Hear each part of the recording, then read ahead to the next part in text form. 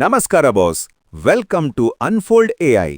ನಾವು science fiction ಸಿನಿಮಾಗಳಲ್ಲಿ ನೋಡ್ತಿದ್ವಲ್ಲ, ಮನುಷ್ಯರು ಅರ್ಧ ರೋಬೋಟ್ ತರ ಇರ್ತಾರೆ ಅಂತ.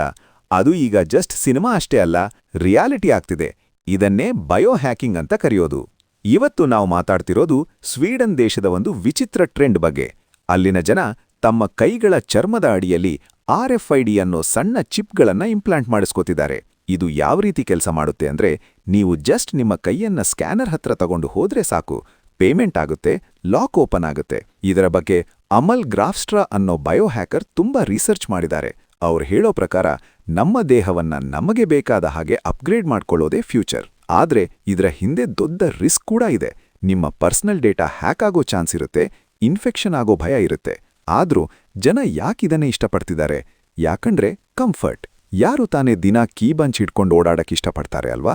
ಇದು ಬರೀ ಆರಂಭ ಮಾತ್ರ. ಇನ್ಮುಂದೆ ಮೆಮೊರಿ ಕಾರ್ಡ್ ಕೂಡ ನಮ್ಮ ತಲೆಯಲ್ಲಿರ್ಬೋದು, ಕಣ್ಣಲ್ಲೇ ಝೂಮ್ ಮಾಡೋ ಫೀಚರ್ ಬರ್ಬೋದು. ನಿಮ್ಗೇನನ್ಸುತ್ತೆ ಬಾಸ್? ಇದು ವರದಾನನಾ ಅಥವಾ ಮನುಷ್ಯ ಪ್ರಕೃತಿಗೆ ಮಾಡ್ತಿರೋ ದ್ರೋಹನ? ಯೋಚನೆ ಮಾಡಿ ಕಮೆಂಟ್ ಬಾಕ್ಸ್ನಲ್ಲಿ ನಮಗೆ ತಿಳಿಸಿ. ಇಂತಹ ಮತ್ತಷ್ಟು ಇಂಟ್ರೆಸ್ಟಿಂಗ್ ವಿಡಿಯೋಗಳಿಗಾಗಿ ಅನ್ಫೋಲ್ಡ್ ಎಐ ಚಾನೆಲ್ ಸಬ್ಸ್ಕ್ರೈಬ್ ಮಾಡಿ.